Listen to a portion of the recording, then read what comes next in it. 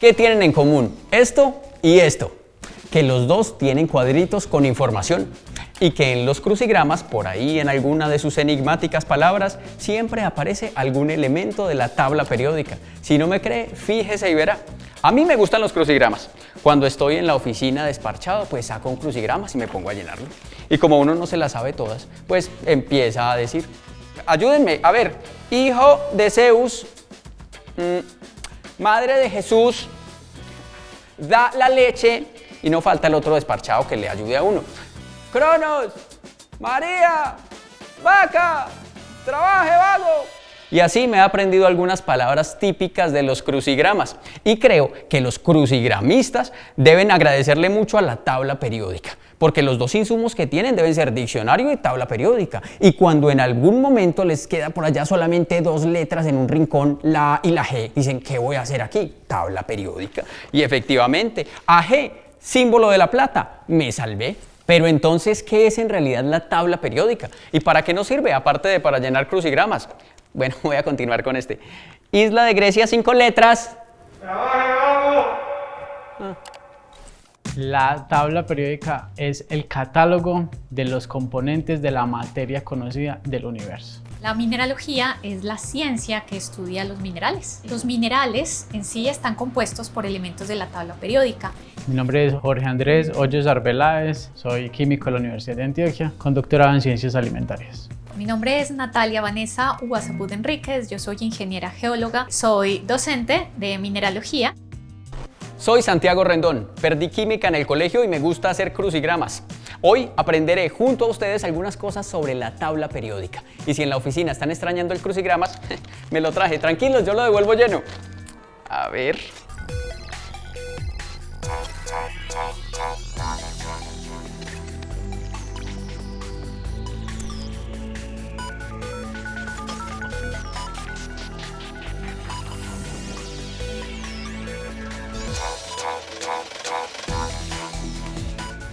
Los elementos de la tabla periódica están aquí en esta tabla y aquí en este crucigrama, pero además de estar escritos aquí, ¿en qué otros lugares se pueden encontrar en realidad los elementos de la tabla periódica?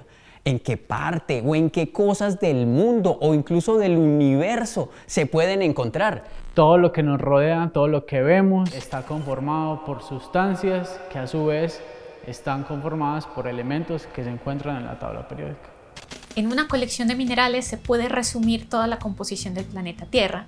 Aquí está todo lo que nosotros utilizamos en nuestra cotidianidad, tanto en los elementos de tecnología como hasta en los elementos de aseo o en lo que comemos. Existen entonces dos tipos de elementos en la tabla periódica.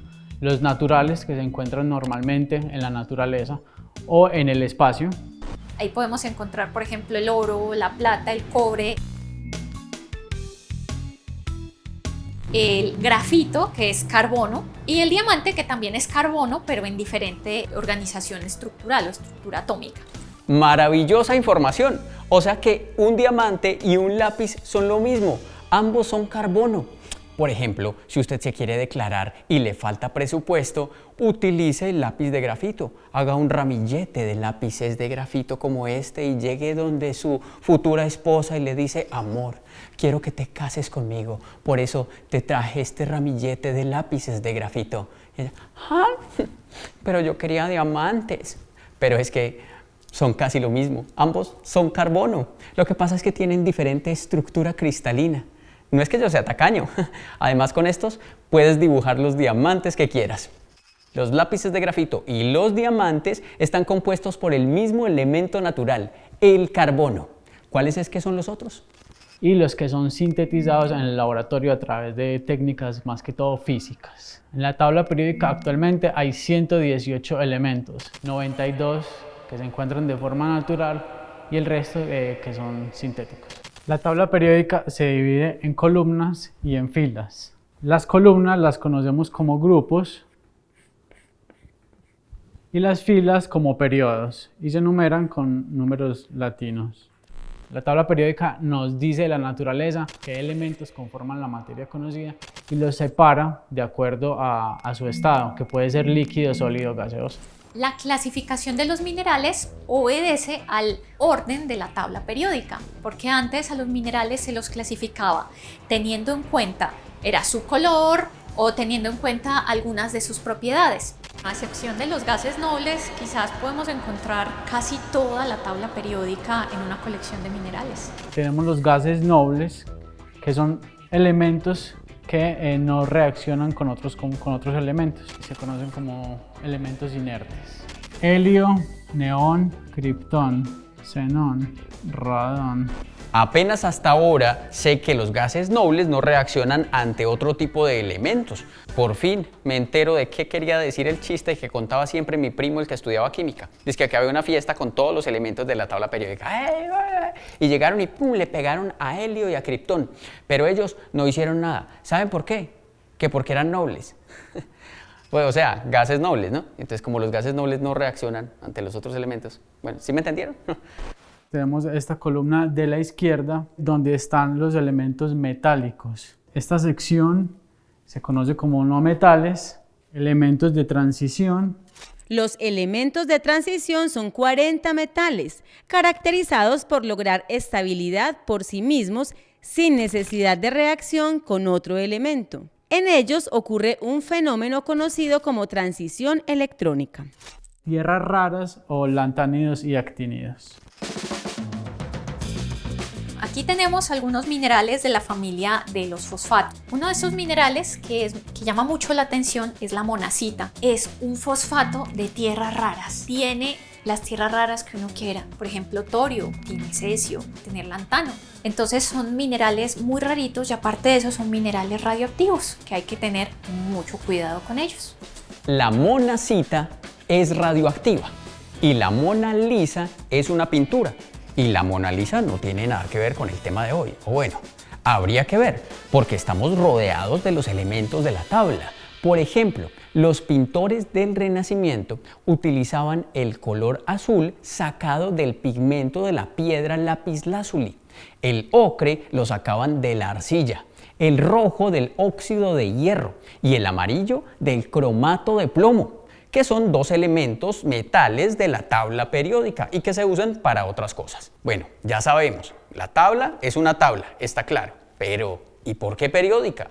Periódica es porque al avanzar hacia abajo en las columnas o hacia la derecha en las filas, el tamaño de los átomos va aumentando. Eso es lo que conocemos como periodicidad. Sí, buenas tardes, vengo por el trabajo de químico. Muy bien, ¿y cómo te llamas? Sodio, carbono, hidrógeno, oxígeno. ¿Cómo? Nacho. Nacho, así me dicen de cariño. Contratado. Muy bien. Si no lo entendieron, pues entonces busquen en la tabla periódica, hay sección chistes químicos. Y mientras tanto, los dejo con otra inquietud. El modelo de la tabla periódica actual está basado en la propuesta de un científico de ¿qué nacionalidad?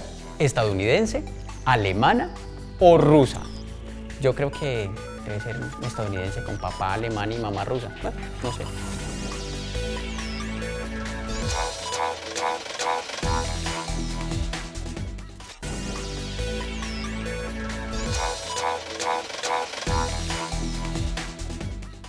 A mediados del siglo XIX, los químicos tenían claro que la lista de los 60 elementos de la naturaleza plenamente identificados podía seguir creciendo y que necesitaban un sistema para nombrar y clasificar los que ya conocían.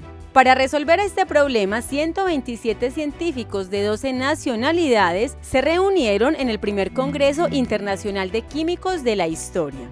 Uno de los asistentes aprovechó la ocasión para repartir un artículo suyo publicado un par de años atrás, en el que insistía en la diferencia entre peso atómico y peso molecular.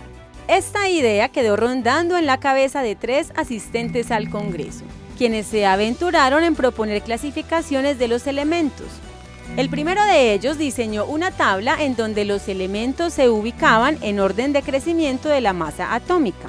Otro hizo pública una primera versión de su clasificación en 1864 y presentó una versión mejorada 5 años más tarde, en la que proponía una organización de los elementos de acuerdo al peso atómico creciente, teniendo cuidado de ubicar en las mismas columnas verticales elementos con propiedades químicas similares. Ese mismo año, el químico ruso Dmitri Ivanovich Mendeleev, quien también asistió al Congreso del 60, presentó su propuesta. Los elementos descubiertos hasta entonces estaban ordenados según su masa atómica, situando en la misma columna los que tenían algo en común. Y como si fuera poco, cuando no le parecía que ningún elemento conocido correspondiera a una posición, dejó el espacio vacío.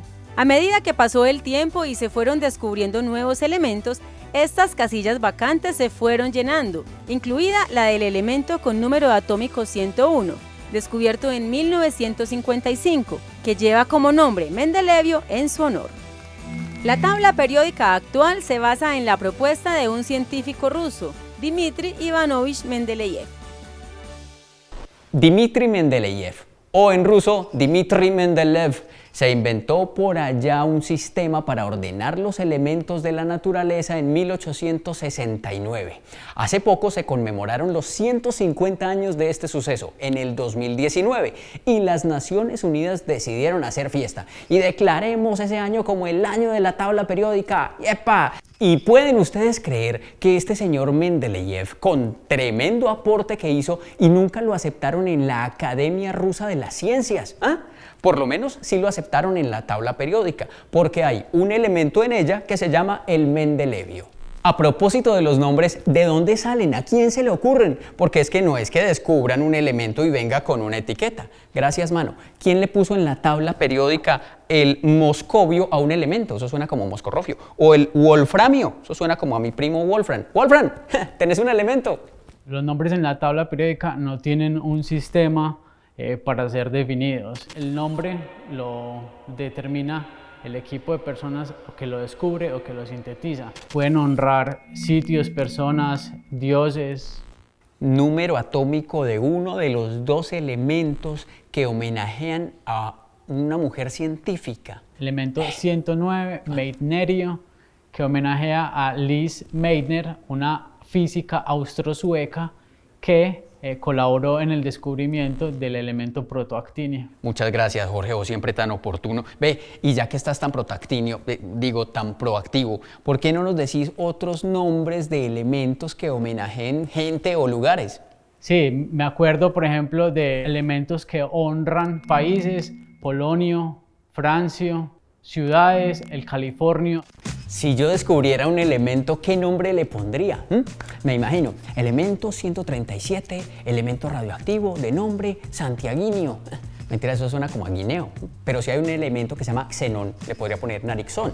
Lo cierto del caso es que hasta ahora el único que he descubierto es el radio. Y no el elemento sólido de la tabla, sino un radio que descubrí en el cajón de las medias de mi papá 2 días antes de Navidad cuando me lo iban a regalar. Pero supongo que faltan muchos elementos por descubrir o por sintetizar. En ese caso, ¿qué pasa con la tabla periódica? ¿O cuántas tablas hay? ¿O cómo es la cosa? Por versiones podríamos decir que cada que se descubre o se sintetiza un elemento, se crearía una nueva versión de la tabla periódica. Hay muchas reorganizaciones de la forma como conocemos la tabla periódica. Han hecho versiones circulares, helicoidales, hasta hay un cubo de Rubik en el que en los lados están los elementos químicos. Los elementos de la tabla periódica están hasta en el cubo Rubik, en todo lo que nos rodea, en nosotros mismos, aquí y allá. El desodorante que nosotros usamos está compuesto de minerales que tienen específicamente algo que se llama alunita, que es un sulfato de potasio y aluminio. Y tiene la propiedad de ser hidrofóbico, entonces nos va a ayudar a que nosotros no sudemos. Otra cosa muy común que nosotros tenemos en la casa que está compuesta de estos elementos es la crema dental, que utiliza carbonato, utiliza calcita. Los antisolares tienen en proporción titanio, que ayuda a que los rayos solares no nos afecten. Aquí tenemos algunos minerales de los haluros y tenemos halita, que es el cloruro de sodio, sal común o la sal de cocina. Entonces este mineral es muy importante no solo para la industria alimenticia, para darle sabor a nuestras comidas, sino que de aquí se extrae sodio y cloro. O sea, La sal que le echamos a la sopita y lo que le echan a las piscinas para limpiarlas comparten algunos elementos. Entonces puede ser peligrosa, porque a un tío le pusieron una dieta bajita en sal que por riesgos cardiovasculares. Y en la familia le decían que el simplecito, no sean así. Pero entonces, uno porque puede comer sal si tiene sodio y está mezclada con cloro, pero no se puede tomar una copita de cloro así como para celebrar. ¡Salud! ¡Claro que sí! Eso de lo que estás hablando, Santiago, combina dos elementos. El sodio, que cuando está de manera natural es un metal que al contacto con agua reacciona explosivamente. Y el cloro, que en su estado natural es gaseoso y se utiliza para purificar agua, entre otros usos. Pero al combinarlos, tenés la sal de cocina, el cloruro de sodio. Genial. Me acabas de dar otra respuesta para el crucigrama. Composición química de la sal, NaCl. Muy bien. A ver esta. Su símbolo atómico es K y está en el banano. Ese está fácil, potasio. Qué bueno llenar crucigramas con vos. Potasio. Perfecto. Mientras avanzo con el crucigrama, los dejo con una inquietud. ¿Qué tienen en común el papel de lija y las joyas de granate? Y ahí mientras van pensando, los dejo con el sulfuro de arsénico, muy utilizado en la fabricación de vidrio, semiconductores eléctricos y muy útil en la industria de los juegos pirotécnicos.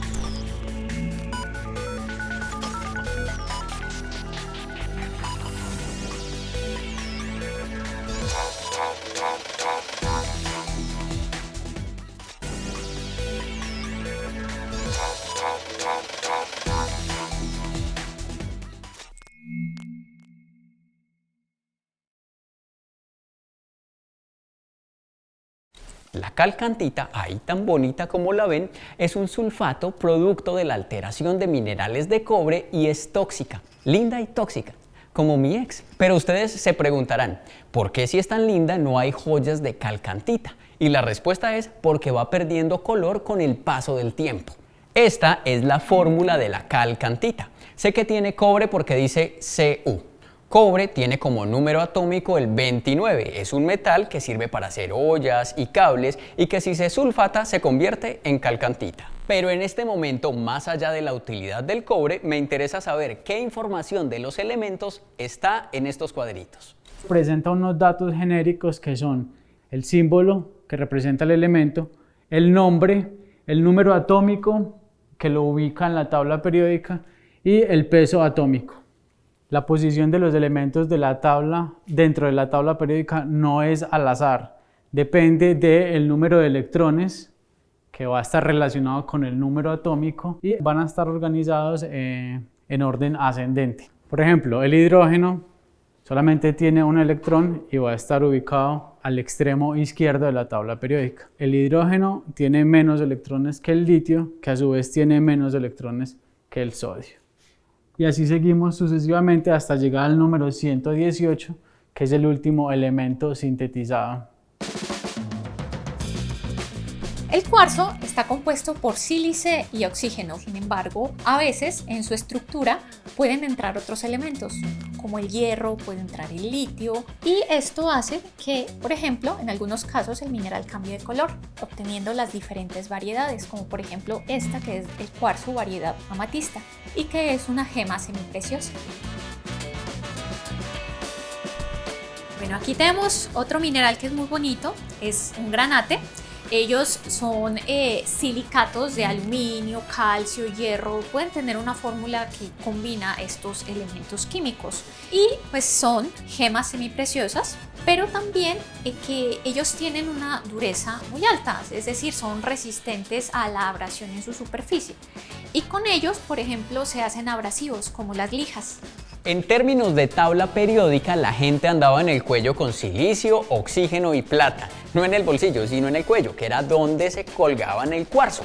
Para mí, el cuarzo es muy parecido a la piedra de halita que vimos ahorita.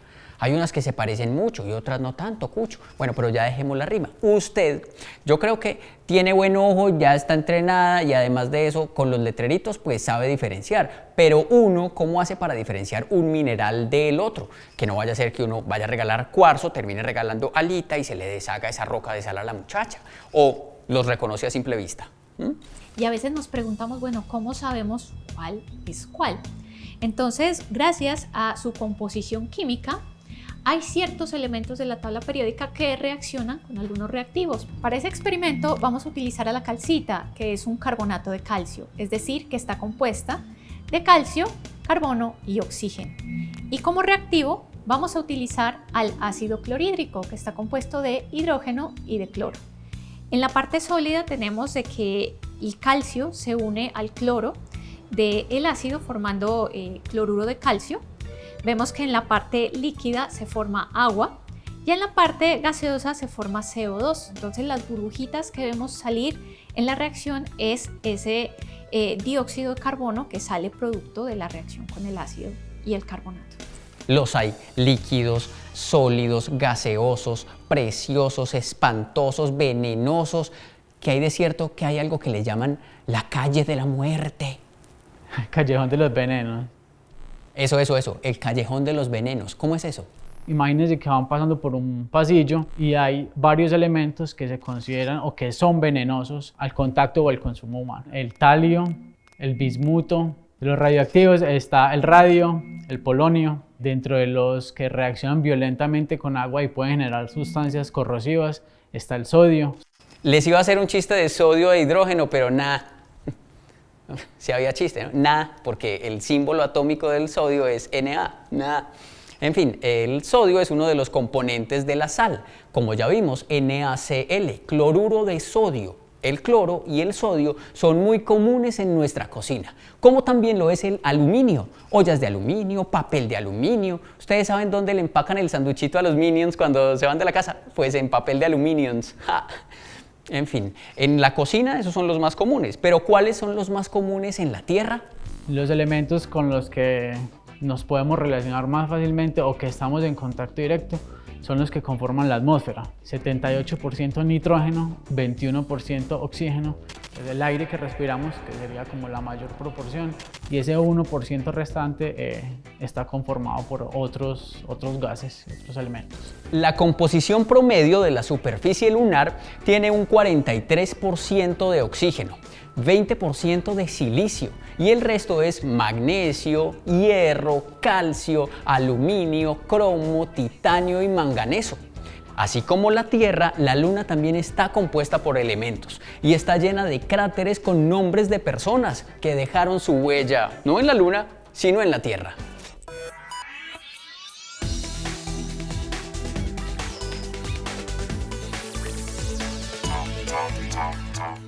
Hoy vine hasta la Luna para presentarles el cráter Berzelius, que lleva su nombre en homenaje al químico sueco Jöns Jacob Berzelius, que fue el que descubrió los elementos torio, cerio y selenio, y además fue el primero en aislar el circonio, silicio y titanio.